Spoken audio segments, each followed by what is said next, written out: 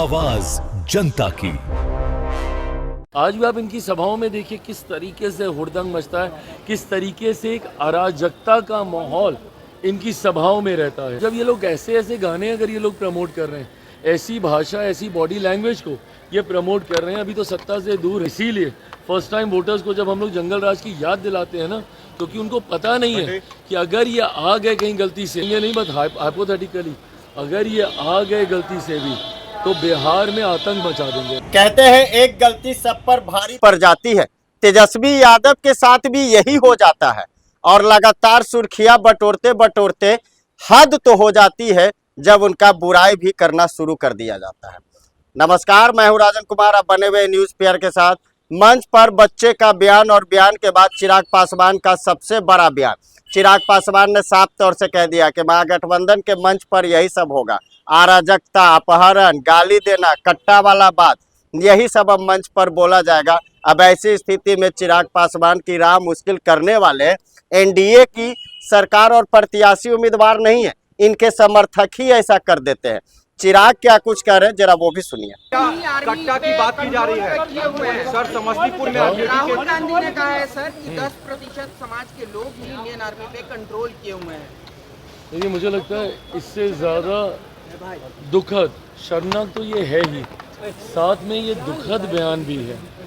अगर देश के एलओपी लोकसभा नेता, प्रतिपक्ष लोकसभा की खुद की सोच ऐसी है, जो कहीं ना कहीं सदन में विपक्ष का नेतृत्व कर रहे हैं, वो अगर हमारी सेना को जात पात, धर्म, मजहब में बांट कर देखने का काम कर रहे हैं, तो इससे ज़्यादा लोकतंत्र के लिए दुखद और कोई बात नहीं हो सकती। जैसा मैंने कहा कि ये बयान तो शर्मनाक है ही, मैं उसमें मैं जा ही नहीं रहा, पर सोचिए कितनी भावनाओं को आपने ठेस पहुंचाई होगी।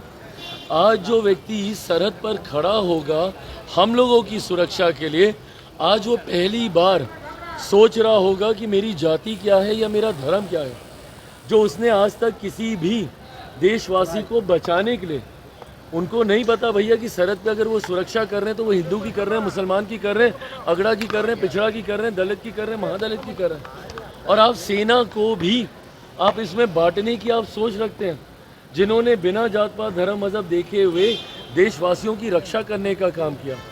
और अगर आपको इतनी ही चिंता है राहुल जी, तो बता दीजिए ना कि देश की सत्ता में लंबे समय तक कौन था शासन में भैया? आप, आपके परिवार के लोग थे ना। अगर आपको सत्ता में भी, अगर आपको सेना में भी जाति के आधार पर अगर आपको विभाजन करना था तो करवा देते। नेहरू जी थे, आप ही के परिवार के थे, इंदिरा जी थी, आप ही के परिवार की थी, आपके खुद के पिताजी मंत्री, प्रधानमंत्री रह चुके हैं, उनसे आप करवा देते। आज आपको ये याद आ रहा है। चुनाव में मैं समझता हूँ कई बार हताशा होती है, निराशा होती है, कई बार आप ऐसी बातें बोलते हैं जिससे ध्रुवीकरण हो, बट एक मर्यादा हमेशा रखनी चाहिए। सेना एक ऐसा विषय है जिसको किसी भी राजनीति में किसी भी तरीके से कतई नहीं लाना चाहिए।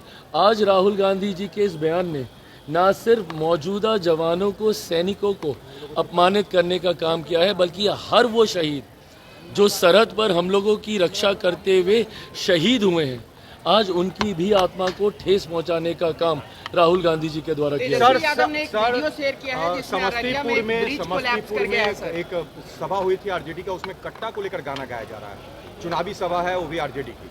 देखिए, आरजेडी के कल्चर में ये रहा है, उनकी कार्यशैली का ये हिस्सा रहा है, हुड़दंग मचाना, गोली बारूद, इस तरीके के चीज़ों का इस्तेमाल करना। ये वही 90 के दौर के ही है ना, जिस जंगल राज की हम लोग बात करते हैं। आज भी आप इनकी सभाओं में देखिए किस तरीके से हुड़दंग मचता है, किस तरीके से एक अराजकता का माहौल इनकी सभाओं में रहता है। तो ये अपने में दर्शाता है कि भाई सोच और कार्यशैली तो इनकी वो 90 के दशक वाली है ना। अब जब ये लोग ऐसे ऐसे गाने अगर ये लोग प्रमोट कर रहे हैं, ऐसी भाषा, ऐसी बॉडी लैंग्वेज को ये प्रमोट कर रहे हैं, अभी तो सत्ता से दूर है। इसीलिए फर्स्ट टाइम वोटर्स को जब हम लोग जंगल राज की याद दिलाते हैं ना, क्योंकि उनको पता नहीं है कि अगर ये आ गए कहीं गलती से भी, आएंगे नहीं बट हाइपोथेटिकली, अगर ये आ गए गलती से भी तो बिहार में आतंक मचा देंगे। SIR पर सर सबसे ज्यादा बंगाल में हिंसा हो रही, ममता बनर्जी कर दी, आग से नहीं खेलिए आग लगा देंगे। बीजेपी को भी धमकी दिया। अरे इन इनको लोगों बचाने की का इन कोशिश लोगों का समझ में नहीं आता। शिकायत भी यही लोग करेंगे कि भैया धांधली कर रहे हैं, प्रक्रिया का इस्तेमाल किया जाएगा उसको सुधार करने के लिए। और ये कौन सी कोई नई प्रक्रिया का इस्तेमाल कर रहा है प्रभु, ये तो होती रही है देश में, पहली बार थोड़ी हो रही है। ये हर बार समय समय पर एक रेगुलर इंटरवल पर ये प्रक्रिया का इस्तेमाल किया जाता है। और क्योंकि अब लंबे समय से नहीं हुई थी, इसको करना ज़रूरी है। बिहार में क्या, मुझे बताइए ना, जितने राजनीतिक दलों ने इसको लेकर अपनी चिंताएं जाहिर की, कोई एक अधिकृत आपत्ति इन लोगों ने दर्ज कराई?